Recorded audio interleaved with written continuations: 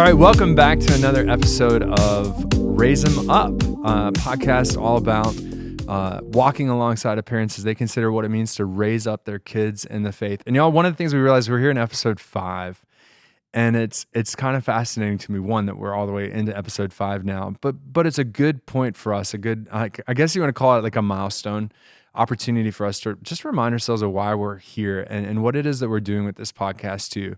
So as you guys think about what we're doing, what comes to mind? Equipping parents with tools that they can readily use in their daily life with their kids. Yeah, and so that's definitely, I like hearing that. Like, I love the word equipping, right? Because that's a big word that we use over in student ministry a lot, is what does it mean to put tools in the belts of our kids so that they can trust, seek, and follow Jesus. And so that's the same thing we're doing for the parents here, but like especially with this chapter that we get to tap into, your why. Like, so Keith, Jan, why are you here? Why are you at this table? Why did you say yes to doing this podcast? Oh, so I am absolutely learning alongside. We talk about equipping. I'm being equipped. My tool box is being filled. Having daughters that are, middle school and high school, I'm learning things to guide me and helping them just develop a faith that sticks and that lasts.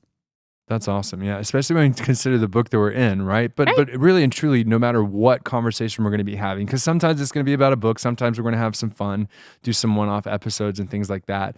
But like whatever it is, the goal is still somewhat, that's why we're starting with this book to launch this podcast, is because it is that goal is to give faith. Keith, what about you? What's your why? Why are you here? Why are you around this table? Well, I could just make an easy answer and say because you asked me to be. But I think it's probably because I'm the old man here and been through it all, and my kids are grown, and now I'm a grandfather, and it's still relevant today that talking with people is difficult. I mean, adults talking with adults is difficult in this day and age sometimes. Do we actually really listen? And then with generations, it's always another obstacle, and they're another layer. And what I've seen is generations change very rapidly from one to another. There's a lot of things in my childhood that my kids, terminology like 8-track tape or an album or a record, and how they process stuff and how they get information has changed so much. Didn't have the internet growing up, but now everything is accessible to them. So how they process all that data is ever changing. So. And I love that you went to a conversation, because like that's one of the things we hope for with this podcast is like we didn't want to do one person talking or even just a few people talking, because I value, granted this is in my strength finders, right? Includer. I love hearing what is on everybody else's brain, but also I see this as totally the way that God designed us to be and work together, is by coming together, having the different perspectives brought to the table. And one of the values here of seriously different stages all around the table. So teenagers, grandfather, babies, and the foster adoption situation, right? And then my perspective is just simply walking alongside of parents, right? The idea of equipping and certainly walking alongside of students as well, and what we hope for and what they have. And I love the word conversation too, because that's this chapter 4, sticky faith conversations. And I'm interested in your first thoughts as you think about this. There's people listening, right? There's parents on the other side of this. Like, what is your first thought for them when you consider this chapter? Read it. If you're going to read one chapter in the book, read this chapter. I think it was pretty convicting for me as I was reading it, going, oh, yeah, I do that. Uh-oh. But it was a great reminder about how to have conversations with our kids, and that it's not about me doing all the teaching, that I need to allow my kids to learn and to think and to grow, and that can happen through conversations. So if you're going to read one chapter in this book, read this one. I love so many words that you just use, right? Like, it's not about teaching, it's about them learning, right? Mm-hmm. That's a really cool perspective to unpack, and them growing and things like that. So great stuff. Keith, Melanie, what do you guys think? What's your first thoughts when you look at this Sticky Faith Conversations chapter? I think it can probably be daunting, like, oh my gosh, I have to have faith conversations with my kids. I'm not a theologian, I'm not a pastor, I don't know what to do. But one thing that I love about this chapter, and I echo Jan, read it and go back to it. There are so many ideas for how to create the opportunity for conversations that are natural and not forced. Right. And it can be fun, silly things. And you grow that relationship over time where you can have free and silly and good and deep and, strange conversations, random conversations. And then the faith conversations will play out into that. That's awesome. And I'm going to connect back to what Keith kind of started us with, just on the why of the podcast. Like, this is something that I see often in ministry, Jay, and I wonder if you see it too, of just getting parents to volunteer. There's that fear of, I don't know how to do that. I don't know how to be a pastor. And it's like, I'm not asking you to be a pastor. Yeah. I'm asking you to be a person, and to see kids as people and not projects. That's such a huge, important thing for us to remember as we raise kids up. Keith, how about you? First thoughts when you think about this chapter? Well, I'll compare people to a project. This chapter kind of reminded me of a closet that you might have in your house that, it's cluttered and it's messy and you just kind of want to ignore it. But, when you get in there and clean it out and get organized, in this case, organized with your thoughts and the way that you're going to proceed, you're going to feel good about it. And I think when you read it, it'll be a little bit self-realization of what I need to work on. And do I really need to speak to my kids a little bit more about things that matter? That's awesome. Skeletons in the closet kind of thing, but not now that has to be all deep and heavy, but just having the format, this is the way we do it. And we could all be better at conversation with each other. It's eye-opening that way. Yeah. And when I hear that too, like that, the word that comes to mind is meaningful, right? Like, and really and truly, it's interesting. So this fall I had the opportunity to go to my 10-year reunion, right? And one of my buddies, one of my best friends, who's a pledge brother of mine, is a psychiatrist. And he was pointing out to me that especially the stuff that he's seeing recently, the majority of the cases that he sees are issues of losing purpose or meaning in life. So it was one of those things that was very eye-opening because I was going, buddy, I see the same thing when I have kids walk through my door, things like that. The root of it is a loss of meaning or purpose. And I think that's so true for our world. Like, are we, especially as Christians, pursuing meaning and meaningful things? I mean, there's so much we can unpack with that. But like the other thing before we turn into the chapter, because I know some people are going, okay, this is great, but I'm never going to read the chapter. Like, I totally understand busy lives. I totally love reading. You will always find that to be true for me. But we're going to give you a good preview of things and just really the conversations we want to have as a result of reading this is kind of the goal. But I'm loving how many other things are just connecting in my life too. In February of 2020, before the pandemic, I got to go to Best Practices in Phoenix. Great ministry conference put on by the church, a free conference for lay people and church workers alike. You just have to pay to get there, and wherever you travel and wherever you stay. Well, I went to one from St. Andrews in Cape Girardeau, St. Andrews Lutheran Church, and they were just talking about podcasting. That was it. But in order to talk about how to do a podcast, they talked about their why and how they function as a church. And it was only like a 20-minute presentation on how to podcast. And all the questions were not about podcasting. They were about their why, like what they do and the way that they structure themselves. And Jan, they might sound familiar for you because you've heard me talk since February 2020. But they kind of centered their entire congregation around 4 daily habits. And the first one of those, meaningful conversations. It was at the heart of everything that they do. First thing that they believe you can do every single day is have a meaningful conversation. And for anybody curious of the other two, or the other three, engaging with scripture, praying with other people, praying with other members of the body of Christ, and 4, being a blessing. That was it. 4 things, 4 habits. That was all that they did. So that they didn't even have programs, which like terrifies all of us who are so used to the programmatic approach to church. They just said, this is who we are as a community. These are the 4 things that we do, and we're going to equip each other to do this. But like that meaningful conversation piece is so huge. And the other tie-in I bring up often, and certainly we had the opportunity for the workshop in the fall too, of how to do a devotion. And this is something I picked up in May of 2015. Okay. So 6-7 years ago almost. And it was a guy, a neurologist turned theologian, fun little combination there, who talked about the best way to do a family devotion was share, read, talk, pray, bless.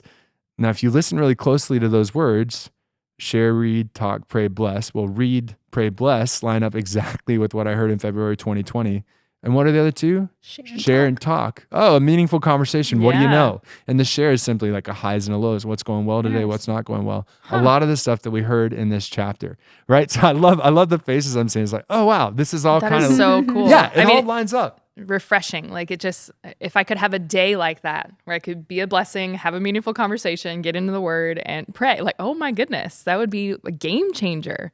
I hope, and I think that that's probably what a lot of parents are longing for, to have their family dynamic look a little bit more like that. Oh sure. Well, and think about it this way: what do you see when you look at the Gospels? When you look at Acts? When you look at the church? Yeah. Jesus is having meaningful conversations. The disciples are having meaningful conversations. They're engaging with Scripture. They're praying and they're blessing others. I mean, seriously, you can't simplify it any better than that, you know? And the reality, this is the cool thing for me too that I heard. You can do that every day. That can be a reality for you every single day, and pursuing that meaning.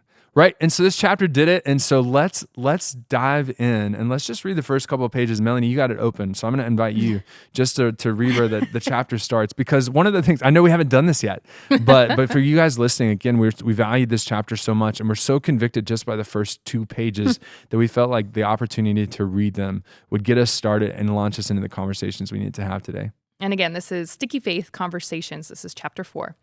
Imagine we planted a microphone in your house. Scary, we know. And imagine we recorded a week's worth of your family's conversations.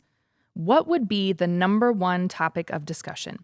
I'm guessing it would be logistics, like your daughter asking you to take her to the art store for supplies to finish her class project, and your son asking when his friend can come over to shoot some hoops.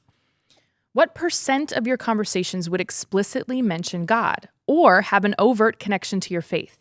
What's your guess? How do you feel about your answer? On the one hand, there are those of us who clam up when it comes to discussions that might involve mentions of God or faith. On the other hand, there are those of us who gush, maybe to the point of annoying and alienating our sons or daughters. In between those extremes, how do you find the middle ground of authentic and organic conversations about faith?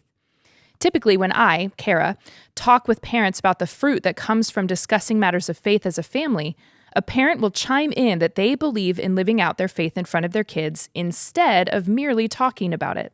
As we said in the early pages of this book, who you are as a parent is far more important than what you say. If I had to choose between living out my faith or talking about my faith in front of my kids, I'd choose the former every time. But I don't have to choose, and neither do you. We can do both. While we know that actions speak louder than words, words still really matter. So how can you make sure that you create both a tone and a schedule that encourage conversations that further sticky faith? Far more important than any microphone we would plant, don't worry, we don't know where you live, your kids are listening and learning from the way you talk or don't talk about faith. Awesome. I mean, and again, that's just a little preview of chapter 4. But it really does set the tone. How did that strike you when you read it, or as you heard it just now? What's coming to your brain as you hear those words? I like the fact that they said you don't have to choose.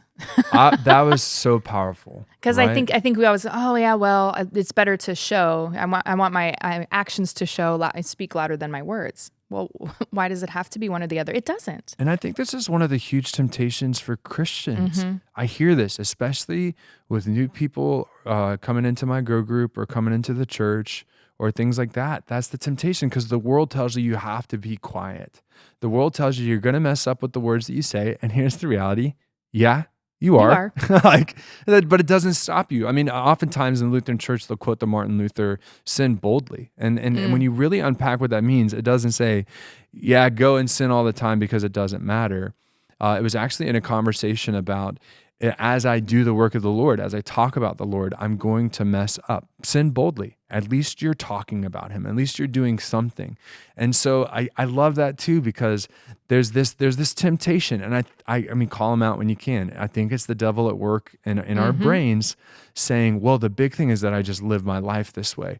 It's like, you don't have to choose. You can do both of these. Your words can honor God and your actions can honor God. And of course, if we had to choose, like Kara said, we choose the living it out as every single day, but we don't have to choose. Jan, Keith, what stands out to you as you hear those first words as you think about all this? So yeah, when I think about them having a microphone in my Yes. house, my first thought is, oh no. But then I thought, as I thought a little longer, I was like, when my girls were younger, it was nothing for us to talk about Jesus and to praise and worship, and our discussions just kind of centered there. But as they've gotten older and outside influences have entered, and they've got things that they're doing, and I've got things that I'm doing, and we've gotten busy, I started thinking about it, and I'm like, oh my goodness, those conversations are not happening like they did when they were younger, as they've gotten older. And part of that, I think, a big part of that is me. I don't intentionally find the time to do that. So yeah, ouch. Do you think that it's because of busyness, or do you think in some sense it's because you're a little bit worried about preaching at your kids? Because I find I'm a little worried about preaching at my kids. Yeah. So my girl's favorite thing to tell me is, don't Sunday school teacher us, Mom. So for sure. Yeah. So I'm definitely cognizant of what I say and when I say it to them, and thinking, okay, I don't want this to be that's Mom, Sunday school teacher preaching at me kind of thing. So for sure. Keith, as you hear all of this, what's coming into your mind?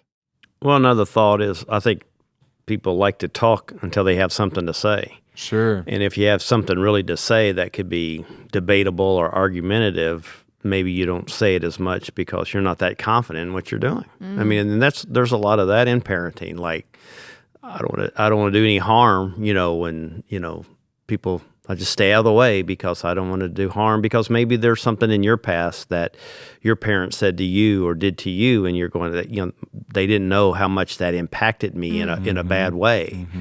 So talking is easy, but having a conversation can be very difficult. Good. I like amen that. to that. I like that. I like that. And one of the things that you reminded me of was probably the best piece of advice I got when it came to preaching when I was going through seminary, and that's, don't get up there because you have to say something.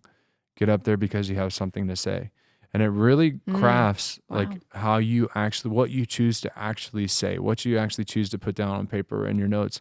And I'd imagine the same is true for parents. That's one of the things I kind of gleaned from this chapter was, be abundantly intentional, particularly, Jan, as you think about that transition into raising high schoolers and middle schoolers.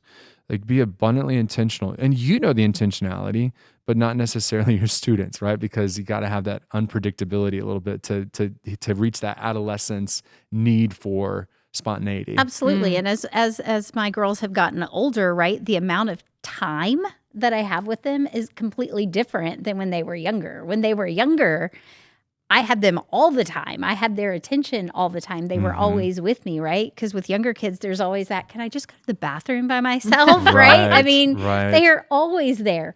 As my girls have gotten older, they crave that independent time, and they are becoming more independent, and they've got their friends that they spend more time with. So the amount of time I have with them is not as much as it was before. And so being intentional and making sure that you use that time wisely is huge. And definitely I was like, oh, okay. Like I said, this chapter was convicting for me. It was definitely, a chapter that I'm like, okay, I'm going to go back and reread this. Well done. It was a really well done chapter. Yeah. And that's what I know we're going to dive into the practical. I feel like we have a few more introductory things to do for this before we get there. But one of the practical pieces that you're hitting on was Kara talking about when they were younger, you had like dates with your kids, right? So very intentional one-on-one time that was so special because as a kid, you want attention, right? Well, you make that transition to 7th grade and you no longer want that attention. From your mom and dad. You do. Yeah. Well, that was what was so interesting to hear was you do,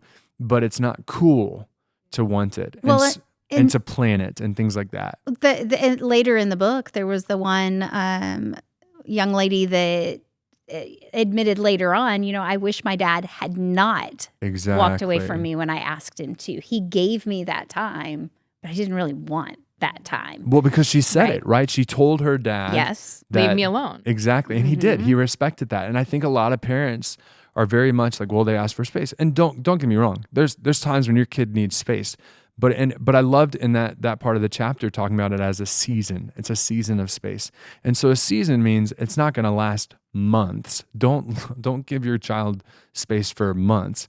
Give them space. I would say like a week is a reasonable amount of time, but you got to circle back at most after a week to something going on and things like that. And, and we'll talk more about it, I'm sure. But what do you got? Well, and I think even within those seasons, I think one of the things that I appreciated about the book is that you find those times. I mean, you're going to be driving your kid to practice. You're going to be driving your kid to school. You're going to be, you have dinners and whatever it is, like at our house, we have dinners together. That's just good, bad, or ugly.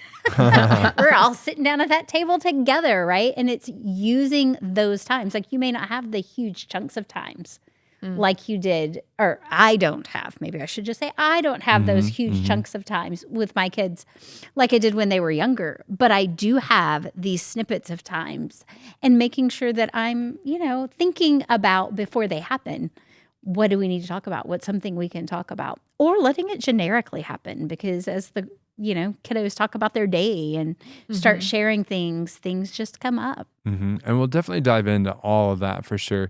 But like circling back to what you were saying, when they're younger, it's cool to let the kid know the plan. When they're older, you guys, I mean, whatever parent, make the plan, know the intentionality, but let it be spontaneous, let it do that of, oh, let's go to the movie. Like sorry, and I'm diving into another one, right? You can't help it in this chapter. No, There's so many practical things, yeah. but the mom with the son, I think it was a single mom even, right? Had an older son who definitely, and I get it, right? Being an adolescent boy, your body's changing. Girls are weird. Girls don't understand things like that. As I'm sure the teenage girl feels about the dads. And moms are dumb. They don't know anything. Right. Well, certainly that's how they act, right? They're You not real learn mom girls. knows everything. No. Well, so in the boy though, the mom was very strategic in her brain. She wasn't saying, well, what would you like us to do? She knew, she went after what he liked, and he liked certain types of movies. And so for her to be able to offer to go to a movie, she knew that he would say yes, right? And that's the way it played out. And on the ride home, they would just be able to talk about the movie, because at the very least, they're talking about something that means something. And that's going to be a baby step or an open door. Before we dive into too many of those, I think you have to, especially with anything by Fuller Youth Institute, talk about the research, because I think that was the most convicting part for me. For those listening, if you were listening with us in episode 2, as we talked about the not so sticky reality, if you thought those stats were convicting, just wait, right? And those stats being 1 and 2, kids walk away from the faith that were connected into their church or their youth group in high school by the time they get to college. 1 and 2, like 50%, that sounds super convicting. Well, here at the very beginning of the chapter, page 70, well, that was about living out and talking, but then it got into some of these stats. 12% of the youth that they talked with, 12%, which is 1 out of 8 students, have a regular dialogue with mom on faith or life issues. 12%. Whoa, I thought 50% was rough. 12. Okay, let's go further. 5%, 1 out of 20, have conversations about faith or life issues with dad. Whoa, this was 10 years ago. And as we kind of talked about in episode 2 about that first chapter of this book, we know that the stats have only gone down. And so I mentioned that not so much to sober us up, right? But actually, I find that leveling the field for all of us. We all need to learn how to have conversations about faith. I mean, how did you guys take those stats as you heard them, as you hear them a second time? It made me wonder what the why is. I'm sure there's a bit of a different response for different parents in different life stages, like, oh, we're just busy, or, oh, my mom and dad preached at me and it made me so frustrated, or my parents didn't say anything to me, so I don't know what to say to my kids, right? I just wonder what it is, like, what's your reasoning? And if you're out there, you're probably struggling with the exact same. If you're listening, that's why you're listening, because you want to do better in this area. So for me, I think sometimes I worry about being preachy. I have to remind myself that one time Jesus said some strange things that caused a bunch of people to walk away. More than one time. Right. So I can't be afraid to have hard conversations. But yeah, it was the way you were raised. What is your why? Why are difficult conversations about faith there for you? What is it? Because if you can figure out what it is, you can address it. And I think that's very important. Awesome. I mean, as you guys hear, Melanie, what resonates with you too about those statistics or the why, or what has your experience been? What's been your wall that you've kind of faced or seen? Yeah, I thought it was interesting, the difference. I mean, 1 in 8 is small for mom, but then you go to dads and it's 1 in 20. I found that very interesting. As a mom of 2 girls, I feel like my girls talk to their dad as much as they talk to me, that he has those conversations as well. So I just find that intriguing as to, like Melanie said, why? Why is it that they're not talking with them? I mean, a lot of times at our house, he gets to be the fun one. So I think that allows for some different kinds of conversations. I feel like we have different conversations, but I feel like he does have those conversations with my daughters. So Yeah. Well, Keith, you have an interesting perspective too, having been through the ringer, right? You and Stephanie, but then also seeing lots of parents over the years. And I know for me, and this, again, it's not a knock on dads. I think this is an invitation on dads, or for dads, of guys, we need you, and we need to be here for each other, men in general, right? And the church needs to see that and recognize that. But what are you seeing maybe as the whys behind this, or in your own experience? Well, I think a lot of times it's just we won't do it until it comes up. If I can avoid talking about it, if it's not intentional, then why even talk about it? There's a lot of topics out there that can be very uncomfortable to talk about. So let's just not talk about them, because I don't want to be uncomfortable and I'm not sure. So, the intentionality of something becomes very important. I mean, I think people do this in all walks of life. I think a lot of people get married before they really discuss a lot of issues. Yeah. And then they get married, and then all of a sudden it's like, well, we really need to talk about this. Well, I wish you had told me that before. All those conversations that people had. It's easy to close your eyes and not be intentional. And hey, if nobody mentions it, then great. I'll just go on living. Totally the reality of my family growing up, right? So that's what a lot of times the things that are resonating with me were just recognizing my own upbringing and things like that. And it's one of those, if you don't talk about it, it's not real. Mm-hmm. That's a thing. But obviously it is, right? And so for these kids, I just think about it, especially, again, 10 years since this book was written, cell phones, social media, communication is different. Yeah. And where you think about all the questions you asked yourself, all the questions that you had about life, all the questions you had about God or sex or drugs or alcohol or relationships or whatever it was, how did you find those answers? Well, now these kids all have cell phones, which we know are just complete danger zones, especially when you're trying to find answers to some of these things. But on this side of it all, we can all say, like, how valuable was it for me to have a mature Christian perspective on the other side of my questions, and I think we assume the questions a lot of times too, but Keith, I love what you're talking about as far as this is a general societal issue. It's not just that Christian parents aren't talking about the faith or God, or I loved how it said it, right, of the life issues. It wasn't just a faith thing, but life issues, like actual, just real stuff. Everybody is not talking about faith or life issues, right? And so again, I think it's not so much a knock as much as I think it's a relief, right? To know that even though their lives look perfect on Facebook and Instagram, they're not talking about it either. I hope those listening to heard, you're like, well, like, these are all church workers. These are all people that know how to talk, that are trained and things like that. And we all struggle with it. We're all there. You think of how many church workers are out there. They're not the 1 in 8 and the 1 in 20. They're struggling with it too. We're all in the same boat. So what are the big things we need to be talking about from this chapter about what it means to have a meaningful conversation, especially as we think about these parents wanting to engage with their kids? Let's turn that corner and just say, what stands out to you the most that you feel like you need to hear, or that you feel like parents need to be reminded of or hear for the first time?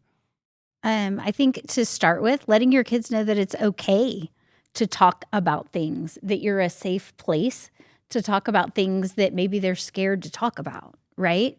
So being open and approachable. I mean, and I don't think that's something that happens overnight. I think that's something that you have to build towards. But knowing that, if I ask my parent about this, they're not going to freak out on me. Good. I was going to say, Mm-hmm. break that down for us. What does it Yeah. mean for you to be approachable as a parent?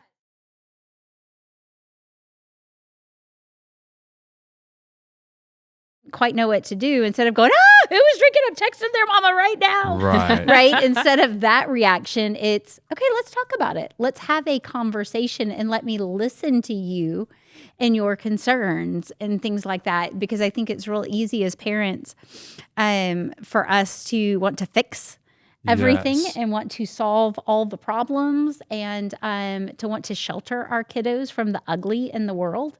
So I think just allowing them to know that, hey, you can come talk to me about things and I'm not going to, I might be internally going, what? But Good. I mean, it circles back to where one of your first takes on this chapter too, of it's not a focus on teaching, it's a focus on learning. absolutely. Right. And so some important words that I heard: listen and fix.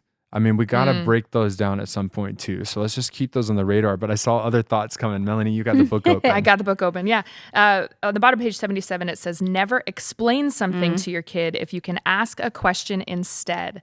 Such a nugget there of just pure gold, because I think our kids have their walls ready to just shoot up and, they're ready to draw that drawbridge up and keep you out if they think for a second you're going to preach at them. And if they can guess what you're going to say, let's say the topic is drugs or sex or alcohol, they probably know a lot of the reaction that you're going to want to have. Mm-hmm. So if you can turn the whole situation around and ask a question, not a, what did you do yesterday? Not Right. not a Not a convicting, not right, a not an trial, accusatory question. You're not a prosecutor. Yeah. Right, but an opinion question. So, or maybe just a question of, hey, is this a reality for you that there are people vaping in the bathrooms at school? Is that real for you? Or, Even though you know the answer is yes, yeah, ask the question. ask the question and then say, oh yeah, what do you think about that? Anything that you can get them talking and allow them to speak while reserving your right to go on a rant. I think you got to hold that back and bite your tongue and just allow them to speak freely without commentary. And if you can do that, it will allow them to inch closer and closer to telling you more and giving you more information and allowing you to be their safe space. And let's just turn. I would say the focus of every Christian and the focus of every church is Sunday school answer. Jesus, right? Look at what Jesus does. If anybody had a right to lecture, to just give the right answer, it was Jesus. Yeah. And what does he do as he goes through his ministry? I mean, seriously, let's look to Jesus and think about it. He asks Many questions. Yep. So many questions, because he knows that's how we learn. He knows what questions do to us. And being intentional about those are important. So this section of the book was kind of titled, Let's Listen and Ask Questions, No Lectures. No lectures. No lectures. Yep. Like that's not what, and it's so interesting because even in the conversation about what discipleship means in the church today, I'm kind of going that direction. We're seeing it from teachers. I mean, learn from teachers. Teachers are learning that the one person talks, everybody listens mentality is gone. It really is for the younger generations when we're talking about kids and or Gen Z and millennials. That stage of life is gone, that reality. It worked when we didn't have 1,000,001 distractions. It doesn't work anymore. But the other thing that kind of followed up that the quote that you had there was this piece of nugget of advice to go along with it. If they know what you think, right? If they know what if they already know what you think about sex, if they already know what they think about what you think about doubts, what you think about drugs, what you think about bad decisions, and they already know what you would say, right? If they already know what words are going to come out of your mouth, you don't have to say it. You can ask the question, right? And so let's unpack that. What do you think that means? Let's give very practical details to a parent or process or whatever. Like a kid, I like your example. I went to a party, kids were drinking. How do you handle that, parent? What do you say? What's an idea? I'm loving the faces. Yeah, because I have to fight every instinct to be like, well, did you? Right. Who provided it? Well, you're never hanging out with them again. No. The prosecutor, the 411, I want every detail. But if And we it's think about coming that, from, I think a lot of us, it's coming from a place of like, I want to fix it. I want to prevent them from making my mistakes. I want, right? So your intentions are good, fine, great. But we're talking about strategies here to make things better. And biting my tongue is going to be a better strategy. What question do you ask? I think sometimes we have to listen, right? So, I mean, if they're telling me about the party, I'm going to listen some more before I start asking a bunch of questions. What if they just say that? Seriously, this is great. I'm loving what's happening right now. I have 3 parents that are kind of pausing and they're going, I come to you and say, Mom, Dad, I was at a party and people were drinking. And then they give you the silent treatment. How do you feel about that? I guess would be a pretty soft question. Good. Yeah. Well, I think the mistake a lot of times we make in conversation is we start something with like, well, what you need to do is this. What you need to do, what you need to do. We'll fix it. You know, a sad truth of parenting is that everything you say to your kid is a suggestion. Even if you say it like it's law, it's just a suggestion. You know, people are going to do what they're going to do. And by asking it in a non-accusatory way, in a non-ultimatum way, is a lot more effective than, you know, of course they know what you're going to say. Get out of there. Don't do that. Turn them in. All, you know, the law aspect of it. But what did you do, or what would you do? What would you do if you know, those kind of scenarios, you know, you can make suggestions for them, but that's just what it is. It's a suggestion. And if, you know, laws are laws, but I don't think anybody here has ever obeyed every law that they've ever heard or every ultimatum. Or, you know, I even had the streak in me when I was young that I like to do stuff that I was told not to do simply because it was fun not to obey. Just do, you know, do something silly because I felt like I was making my own decisions, and that's just it. That is a truth that we have to face is our kids will make their own decisions. Well, and you won't be there to give them the evil eye or the finger wag when they make that decision in real life. Well, and here's the other thing. Maybe it's that moment when your child said, hey, I was at this party last night, everybody was drinking. Maybe that's not the time to have the conversation if your child stops talking then. Well, right? So I maybe don't know if it's I'd go there time yet. I later. feel like they're opening the door. They are, but I mean, if I can't I imagine. love that I'm trying opportunity, to though. imagine. I'm like, would they ever walk up to me and just say those words and then stop? I have a feeling more would come. More of that story would come if I sit and wait. Maybe. Sure. Well, and that's the thing is, I I could think be totally waiting's wrong, good. which like I'm saying. I just know that's such an opportunity, right? Yes. Kids Yeah. are vaping at school. And that's the thing is something like that, 7th grade, 8th grade, 9th grade, that's probably a reality you're going to get. The drinking at a party, like I remember like the first time I went to a party, I was a late bloomer, so to speak, was a junior in high school. So like I didn't have, now I knew in 7th grade my friends were drinking, right? That was my reality back in the day. So I can only imagine now. And it was because I had a buddy who was on the sports teams that I played, and that's how I heard about this. And he was product of a single parent, and they did not give a whole lot of attention and didn't really care what was happening in the off time, so to speak. Yeah. And I'm not saying that's true for every single parent. That is a absolute struggle where the church needs to be able to walk alongside of and equip and empower. And I love the opportunities to do that. I mean, we're called to walk alongside of the widow and the orphan. Yeah. Like that's the reality. But in that case, that's what's going on. I didn't talk to my parents about that. You know, I didn't. You know, you talk to your friends about it, things like that. But when the opportunity comes, if you start building the blocks, and I think we've talked about it already, it's never too late, it's never too early to just start having conversations. But a kid comes to you and says, I was at a party and people were drinking. People are vaping in the bathroom. People are doing other stuff at school. I think keep in mind, if my goal is not teaching, my goal is listening, what's the best question I can ask? And if you want to know what's in someone else's mind, you ask them. Say it. Yeah. What do you think about that? I think that's an easy question. What do you think about that? How did you feel about that? Well, one of my approaches has always been, you just make sure, if you can tell me the risk of the behavior that you're going to do, you're fully aware of it. If someone wants to smoke, okay, acknowledge to me that will cause heart disease, shorten your life. It's a cancer-producing product. Mm-hmm. And if you're okay with that, I know you're going to smoke whether I tell you to or not, because if it's so important to you, you're probably going to do that kind of risky behavior. But again, are you educated? Are you informed? Do you understand the risk that you're going to have? Because I know they talked about it in health, but if this is the assessment part of it, and then again, it is just a suggestion. Same with vaping. Oh, it's not harmful. Okay, show me your research. And again, is it something that we really thought out and do? Because I think a lot of bad behavior isn't really thought out. Well, I didn't think I'd get in trouble. And, Didn't think it was a big deal. Yeah, I didn't think it was a big deal because everybody does it, right? Everybody vapes. And, I'm around a bunch of 18-year-olds that vape, and they look pretty healthy to me. Okay, well, at 18, smoking isn't going to kill you tomorrow. It's just not. That's just the truth. But, on down the line, if it's habitual and, you can even approach it economically. And if you're spending $5 a day on cigarettes, boy, that's a lot of money. Right. But I mean, it just depends on practicality. And so let's think about that, Keith, because right there we got a little bit of a teaching moment, right? These are some of the facts. These are some of the realities. So how do you allow those to come to light without doing that?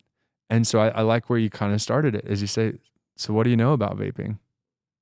What do you know about the effects of it? How much money does it cost to vape? Oh, so you're telling me if I were to do that for a whole year, I'd probably be spending about this much money. Again, that's a question that I just asked. Right. And so it's not a lecture. It's an asking a question and seeing what they know about different things. Same thing with drinking. Well, what do you know about the effects of alcohol? What would be the worst thing that happened if someone were drinking? What's the worst choice they could have made? Or maybe they say, I drank. And I think that instead of, what? I can't believe it. What? And you started to ask the question, but you probably could have started with that question. Well, what made you want to drink? And all of a sudden it's helping them learn and see something and it's because everybody else was doing it. Oh, where else have you been tempted to do what everybody else is doing? And it's such a hard thing to just think in questions, but it's so helpful for them to think and process and learn. Yeah, and then one of my remember recently was is texting while I'm driving dangerous? Well, yeah, of course it is, but how dangerous? Well, there are some studies that shows it's equivalent to being intoxicated because it has slowed down your reaction time that much. Well, if I can equate texting to drinking and driving, wow, that's very eye-opening to me. Not just, of course, but I can handle it. And what do most kids say if they're going to get involved in drinking? Oh, I think I can handle it. And that's a psychological thing. That's a brain development thing. They don't have that risk assessment. They think they're untouchable. And we know that from studies on brain chemistry. They just don't have that innate fear of what's going to happen. They think they're invincible. And so it's important to ask those questions and reveal some of that. But I also would say, just from my own experience, so many kids are doing some risk assessment on their own. And they're just making poor comparisons. Oh, well, vaping isn't as bad as smoking cigarettes. Therefore, it's okay. Well, marijuana is not as bad as alcohol. You can't die from marijuana overdose. Right. And so on and so forth. And so to just go from a risk assessment behavior may not be the only strategy to use when you're asking your questions. But I think the why, right? Go back to what is their why? Why do you think your friends are doing that? Why do you think that they feel like that is the way they want to spend their weekend, or is there something that is causing them to feel good only when they do that? So yeah, I think questions are excellent to illuminate the situation, but I also think getting into the heart of the situation is really smart as well, because I can talk through any risk. I can talk myself into or out of any decision. I can logic my way through it. But yeah, what do you think? The Bible does not explicitly mention marijuana. What does the Bible say that could be helpful in us understanding what God feels about drugs and alcohol? And that is a whole conversation too. That's a whole episode right there. That's coming episode TBD. Right, but just the importance of the question comes back into play. I want to go to a party. Okay, cool. Tell me about that. What makes you want to go? How do you think you'd react if I don't know, someone breaks out a vape or something breaks out alcohol? Who do you want to be at this party? What are some of the boundaries you want to have? Not telling them all these different things. But I like the other one. What do you think God would say about blank? Yeah. Well, Jesus drank wine at the wedding of Canaan, right? Oh yeah, sure. Now it doesn't say he drank it, but he did turn water into wine. So doesn't that make drinking okay? Oh yeah, Right. they have Yeah, all those yeah, questions. yeah. They can Enroll, justify yeah. all kinds of things. Yeah. And I think being careful too when you're asking questions and when you're talking, watching your tone of voice. Tone is everything. I think Yeah. it's huge because kids can read. They get when we're sarcastic. I mean, they get it. They're smart from an early age. Or they get it. angry, right? yeah. Oh, yeah. They can tell she's trying to trap me. He's trying to Judgmental, trick yeah, me. anything. And so Like- I think being very careful with questions. It's For not me, just it's my face. questions. Oh, yeah. And those of you listening, you don't know. But if you watch this, I'm sure you can read my face like a book because my husband says, like, my face says more than any of my mine's- words do. And I just, so I have to be very careful. I've caught my son a few times, and he does something and then he looks at me to see if I noticed, and automatically his shoulders just drop. And because my face is already saying, even when I don't want to, So yeah, face, tone. Oh, yeah. Mine's tone of voice because the Yep. girls are like, and I'm like, I didn't say that. Oh, yeah, you did. That's what you meant. Yeah. They're like, you didn't have to use your words. You said it. Yep. So the word that came to mind for me when it comes to posture and tone, though, is curiosity, right? So ultimately, that's the posture, that's the tone you want to have when you're asking any of these questions. Be genuinely curious what's going on in their brain, not angry about what's going on in their brain, not making them want to feel dumb for what's going on in their brain, but genuinely curious about how it works, And if you're a learner, if that's your like native tongue or native reality that you got, that's a great, easy place to be. But I think for parents, it's not always native, right? Yeah. I think for a lot of us, it's really hard, and it is one of those things that we have to practice. I don't think that we just, you don't bring your kid home from the hospital and automatically you've got, oh, I can do this. I can ask these questions. I know how to have this conversation with my child. So I think it takes practice, and it takes reading books like this that you're like, oh, Or listening to podcasts. or like this. listening to podcasts, right? Or having friends that we can have conversations with, right? And growing together in Love that that. community, because it's not, we're sometimes we feel like we're on an island by ourselves, Not at but all. we're not. Yeah. And I think not being too hard on ourselves, these are things we need to practice and we need to learn. We are not going to be perfect at it when we first start. And you're not going to be perfect at it when you Ever. finish, right, Keith? Nope. Yeah. Sorry. I don't know. He's pretty Not- perfect. No, we'll never say that. Well, so the other thing I want to get into, because this chapter helped us get there too, we've talked a lot about, what did they call them? Tricky subjects, right? touchy subjects. Sex, drugs, things like that. And the importance of talking about these things, or at least hearing from your kids about these things. But the other side of this is the God talk, right? And the faith life. And I think if I had to give a theme to every conversation we've had so far, it's this theme of modeling what we're Yes. talking about, Yep. modeling what it means to trust, seek, and follow Jesus. And so there's a layer of, yes, it's so important for your kid to hear questions from you. It's also really important for you to answer questions they have, or like, especially when it came to just what I call like, right, that share, read, talk, pray, bless, that share time. This chapter got into all four of the questions I think are great questions to regularly ask your students. But it's so important for you to ask those questions too. So let's just kind of break into that a little bit, because it talked about doubts. Like, doubts is another thing. And again, doubts is something that happens for every single Christian. And I loved page 73 just gave us a preview of some of the doubts that they saw from the people that they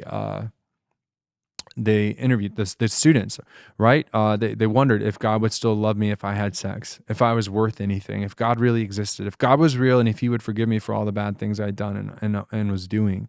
They wondered, why would God allow terrible things to happen if He was so loving and sensitive? Why I feel like I'm never able to hear God. Questions of hot topics like homosexuality or transgenderism, wondering if non-Christians really go to hell, even if they're good people. These are all thoughts that at some point I've wondered, right? The conversations have been brought to me because of challenges I get from people outside of the faith or in the faith, right? And it all narrowed down to, for them, 4 questions, right? 4 questions they could kind of camp all these questions into, which was, does God exist? Again, who hasn't thought about that? That's a big thing. Like, we know the answer is yes, right? But we wrestle with it. It's our questions and our doubts that got us to that point that solidify our reality for us. Does God love me? Certainly a question when you do something, when you're super convicted by what you've done or haven't done. Does God love me? Again, something we can resonate with. Am I living the life God wants? And it's funny, as I read that one, I was like, so far it was yes. And then probably not, for number 3. Because there's a truth for us all that we do fail. Like, we're not always living to what God wants, but it's okay to talk about that and unpack what that means. And finally, is Christianity true or the only way to God? Of course, a student's going to ask that. The world's asking that question. The world's been asking that question. So it's important for us to also model and have a place to be able to ask those kind of questions too. So diving into what I call, like, in that share section, right? If you're going to share 4 questions you should always ask. Highs and lows are easy, right? Probably the easiest question. If you're looking for something, what can I talk to my kid about? And the way I say it's not what's the best part of today, or this week, or what's the worst part. I say what's going well, what's not going well, Now, here's the thing though. You're not just interviewing your kid. You are modeling for your kid what that sounds like, what's going well, and what's not going well. And this is a good place for us as we dive in. I'll give you the other 2, right? What mistake did you make today? Love that question. Yep. Especially if you can start young, but remember, it's never too late. So you can do it in college and adulthood with your kids. What mistake did you make today? Because what they're learning, especially as you answer that question, is that, oh, my parent makes mistakes too. And then the 4th one is where have you seen God working lately? Or another way I like to phrase it, that's a really fun one. What is God teaching you lately? Okay, but I know we had a little pre-conversation about this. Where's the line? What is the definition of me appropriately modeling that? So let's just use those 4 questions because I think they relate to all the other topics. But when it's appropriately modeling your faith life, how do parents navigate between what's too much information and what's appropriate for my kid to be able to hear? Unpack that for us. I think a lot of it has to do with the maturity and the age of your child, right? Because the things that I talk to my daughters about at 13 and 16 are completely different than the things I would have talked to them about when they were 5 and 8. Mm-hmm. So, I mean, the age of your child and kind of where they are maturity-wise. Yeah, my daughter sometimes will ask me questions about Jesus on the cross and Jesus in heaven and, well, why can't I see him? And I'm like, yeah, that is tough. It really is. And sometimes just acknowledging that, like, oh, this is a frustrating thing. I think it's kind of hard sometimes too. You don't have to be able to explain it away or change their mind in a conversation. I think that's big. And it's a good comfort for me to just let them wrestle and be in the wrestle because I know it didn't change overnight for me. Wondering where's God, but to acknowledge, that it can be frustrating sometimes. Here's what I do to remember that God is with me. I look back at all these stories in Scripture, and I'm reminded that Joseph in the Old Testament felt the same way, and God was still there, and so and so and so and so. Yep. So even though I can't feel right now, I can have that conversation with my 6-year-old daughter to say, I feel that way too. I wonder sometimes where God is, and it's frustrating that I can't see him. And other people feel that way. So I think, I love that affirming posture and allowing the question to be asked without shaming. I love that because you think, where do you go to for doubts in Scripture when we think about Jesus? Thomas, right? And Thomas gets such a bad rep, but y'all, please give Thomas a chance as you read the rest of the Gospels. He's really not different than the rest of us. I don't believe God, and this is a Lehoff perspective. This is not an official doctrinal statement of the LCMS. I don't believe God gave us that to shame doubts. And I think that's a Christian perspective. I mean, God didn't give us that to shame doubts. Because what did Jesus do? He invited showed up, him. He said, Thomas, come here. And again, tone is everything, right? Some people want to make it a shaming Thomas in those moments. Put your fingers in my hands, put your hand in my side. And then tell me I'm not really. And then, exactly. But Jesus had to deal with the doubts after his resurrection of the disciples when he went and ate food and things like that. And he had to deal with them with Thomas as well. And there's a layer. He doesn't say, oh, Thomas, you doubted. You're out of the kingdom. You're no longer one of the 12. You guys need to pick another one to go along with Matthias, right? Yeah. He says, I'm right here for you. And what is Thomas's response? My Lord and my God. There's a humility to it too.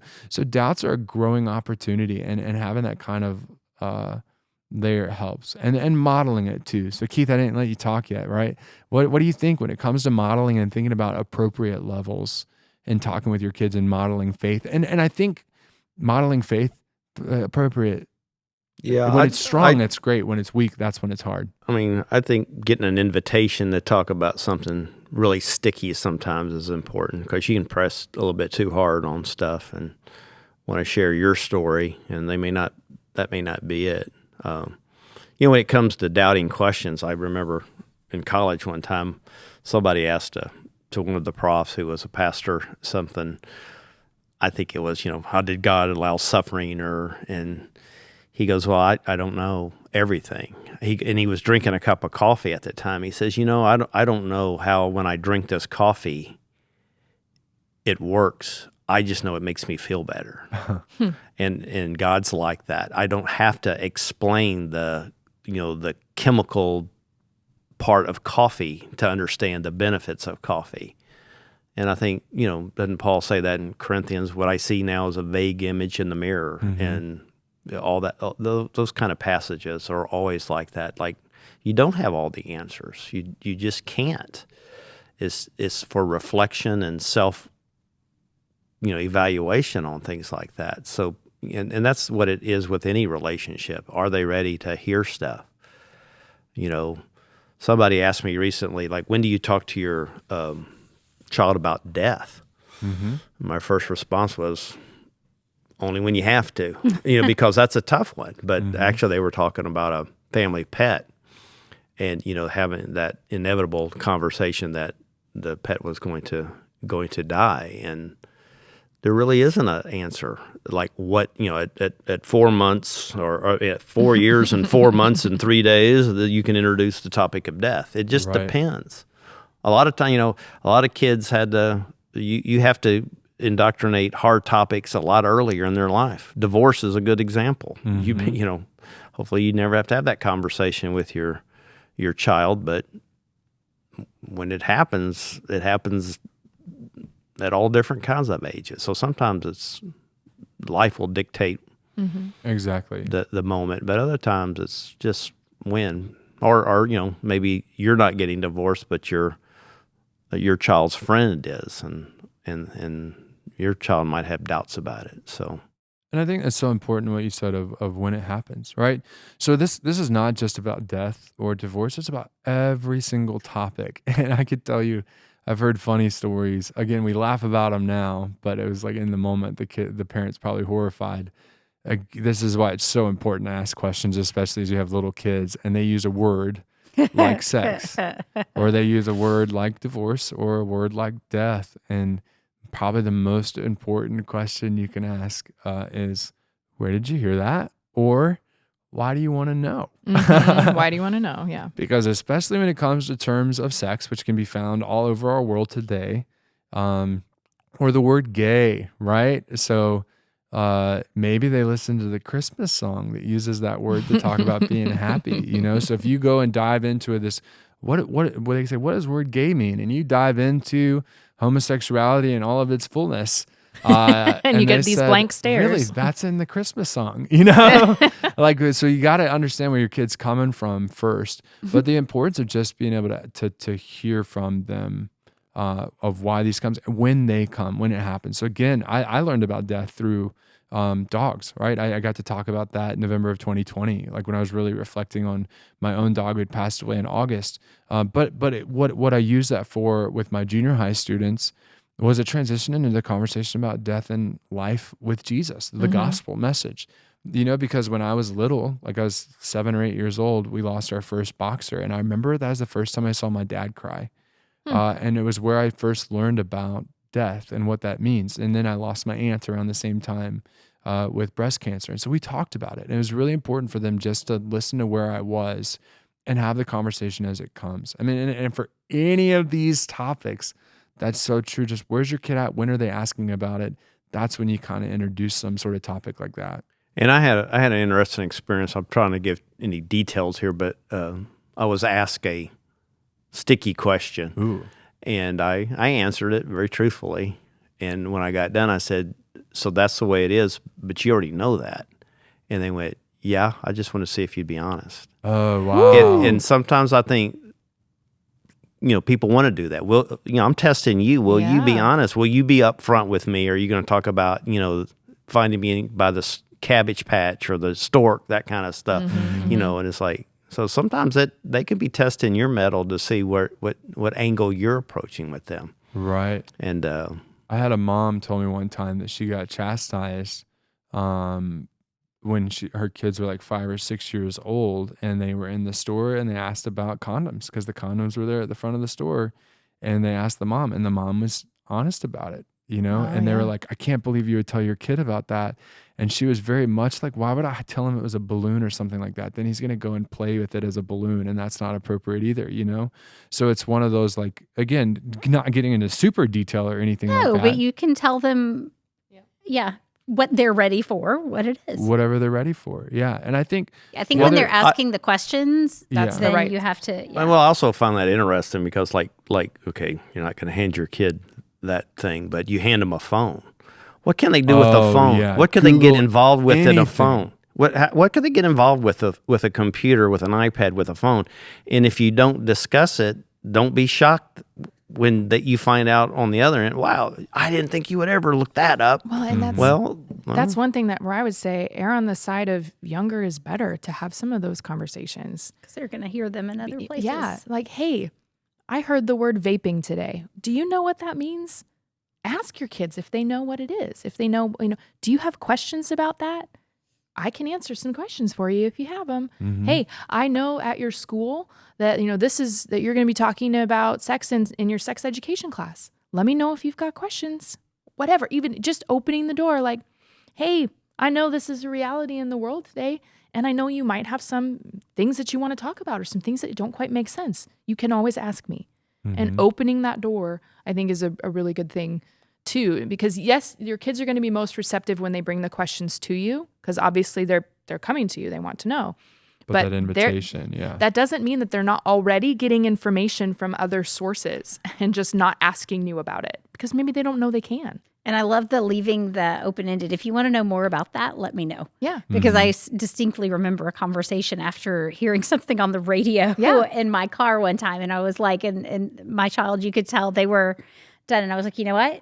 When you want to talk more about this, come see me. Yep. We can Just talk let me about know. this. It was like, As a teacher in high school, I laugh because students are like, oh, I'm sorry, I shouldn't say that word in front of you, or I shouldn't, like I do the same thing as a pastor. I'm like, oh, I've never heard it before. Yeah, I know. I'm like, oh, you think you're going to surprise me? Like, I've lived twice as long as you, and you think you're going to surprise me? Or Right. Well, I love the example from the book too of the mom who used TV as a tool. Like, she couldn't get her kids to have conversation, but they love TV, they love Netflix, they love that kind of a thing.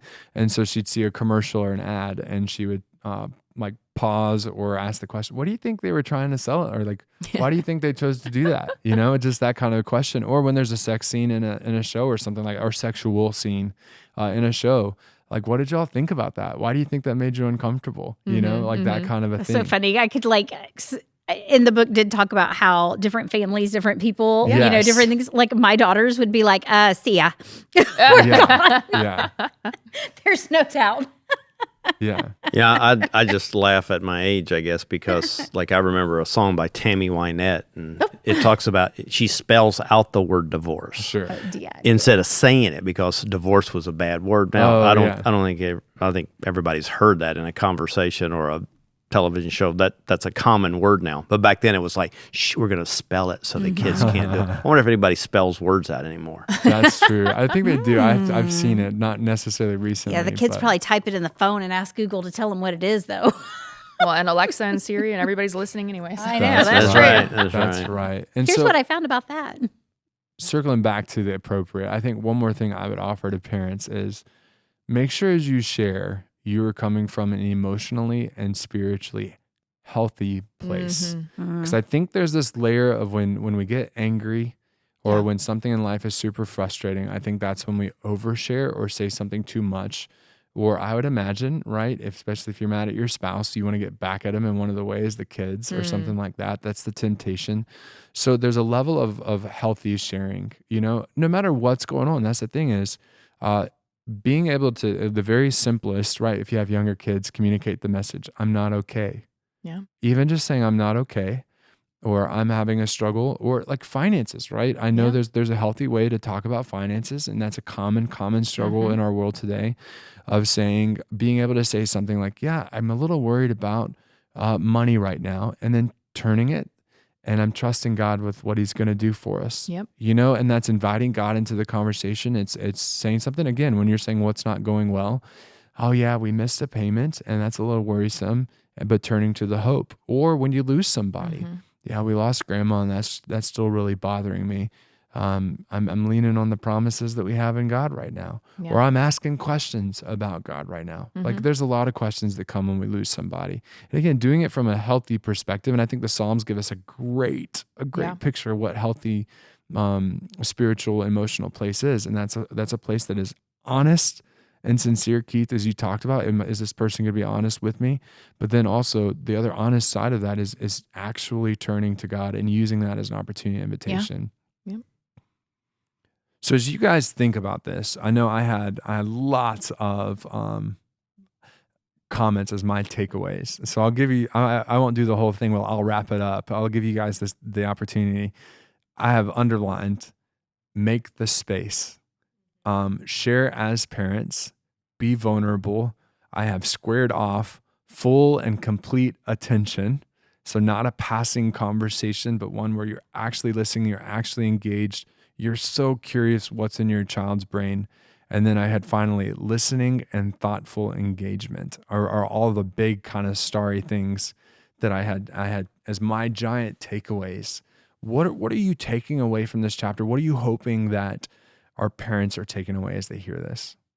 Yeah, I just think that for me, it's that those conversations are important, and finding the time, creating the time to have them with my girls as they're getting older, and just making sure that I think that fully engaged thing, it's easy to get distracted by life and by everything going on around us, but to remember to focus on them and finding that time to give them my 100% complete attention to hear what they need at that moment and to talk about the things that they need. And picking on that, I thought of a very practical, because I would love to give every single one of these parents practical things.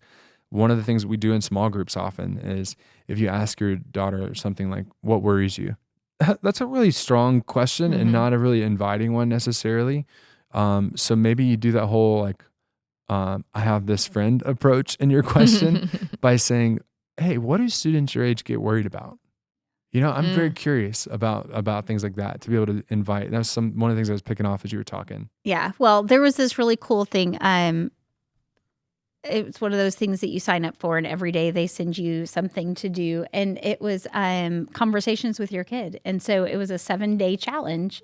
And each day it was do this. One of them was, when you got your kid in the car, ask him this question. And it was just very, distinct. If you were a parent, what would you do different? Just kind of things that get them thinking and talking. And it was the most amazing thing. And they were quick, short conversations, but it was amazing to have those with my daughters. And you had to plan ahead, right? Because it was like, when you're in the car, do this. When you're sitting at dinner. So each day, not only was it a question, but it was a different location. It was amazing. 7 days. Now, granted, it took me probably 12 days to accomplish it. Sure. But that's okay. I still Give did yourself it. grace. I was still, Amen. right? Yeah. So it's just finding those times to have those conversations and letting them know that you're engaged with them. Being and intentional. listening. Keith, your takeaway from today? Well, I think I'm reminded of a book, and if you ever read the last paragraph in To Kill a Mockingbird, I think it's kind of like that. And it's about a child who went through a very traumatic experience, and it ends with his dad would be with him all night, and he would be there when he waked up in the morning.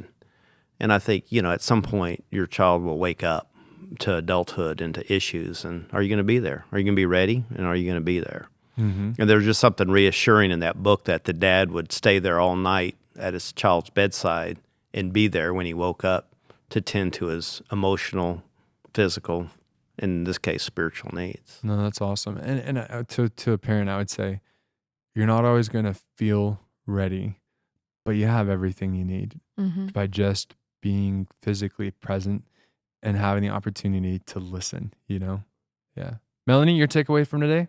I would say assess where you're at and just try and make a little progress. Baby steps, all about baby steps. So if you're already having conversations with your kid regularly about the minutia of life, the little silly details, then stick in one of those questions.